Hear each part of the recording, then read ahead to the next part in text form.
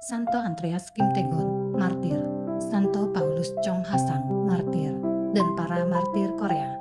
Santo Andreas Kim Taegon adalah imam Katolik pertama di Korea pada akhir abad ke-18. Agama Katolik Roma di Korea mulai secara sangat perlahan mengakar dan diperkenalkan oleh para umat awam. Baru pada tahun 1836, Korea menerima kedatangan para imam misionaris, yakni para biarawan MEP, Mission Étrangers de Paris, dari Prancis. Andreas Kim Taegon lahir di tengah keluarga terpandang masyarakat Korea saat itu. Orang tua Kim Taegon berubah memeluk agama Katolik, dan karena itu ayahnya kemudian dihukum mati. Menjadi Kristen merupakan suatu tindakan terlarang di Korea saat itu yang sangat kental Konfusianismenya. Kim Taegon belajar di sebuah seminari di Makau dan ditabiskan menjadi seorang imam di Shanghai setelah 6 tahun. Ia kemudian kembali ke Korea untuk berkhotbah dan menyebarkan Injil. Selama masa dinasti Joseon, agama Kristiani ditindas keras dan banyak umat Kristiani yang disiksa dan dibunuh. Umat Katolik harus secara tertutup mempraktikkan iman mereka.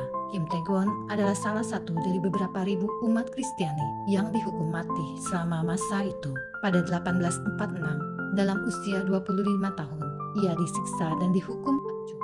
Kata-kata terakhirnya adalah, "Ini adalah waktu terakhir dari hidupku. Dengarkan aku baik-baik. Bila aku pernah berkomunikasi dengan orang asing, maka hal itu terjadi untuk agama dan Tuhanku. Adalah untuknya aku ini mati. Kehidupan abadiku baru mulai. Jadilah orang Kristiani bila engkau berharap untuk bahagia setelah meninggal dunia, karena Tuhan memiliki hukuman abadi bagi mereka yang menolak untuk mengenalnya." Sementara Santo Paulus Chong Hasang adalah salah seorang pendiri gereja Katolik di Korea. Ia juga salah satu dari 103 martir Korea yang wafat sebagai saksi Kristus pada masa penganiayaan umat Kristen di Korea. Ayahnya adalah Yak Jong. Ayahnya ini tewas sebagai martir pada tahun 1801 pada masa penganiayaan Sinyu. Pada masa itu, penganiayaan terhadap imam Kristen telah menewaskan semua pemuka Kristiani di Korea. Ibunya adalah Santa Cecilia Yu, dan seorang saudaranya juga menjadi seorang kudus, yaitu Santo Jung Hye.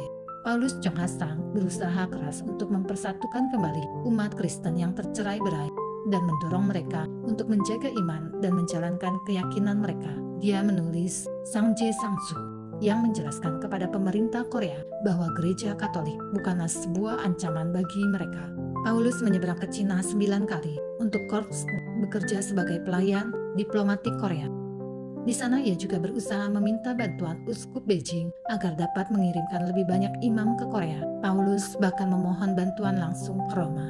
Usahanya membuahkan hasil nyata ketika pada 9 September 1831 Paus Gregorius ke-10 resmi mendirikan sebuah keuskupan di Korea. Ketika para misionaris mulai diutus ke Korea, Paulus masuk seminari. Namun sebelum sempat ditabiskan menjadi seorang imam, Paulus tewas sebagai martir pada 1839 ketika Kaisar Heegi mulai menganiaya orang-orang Kristen.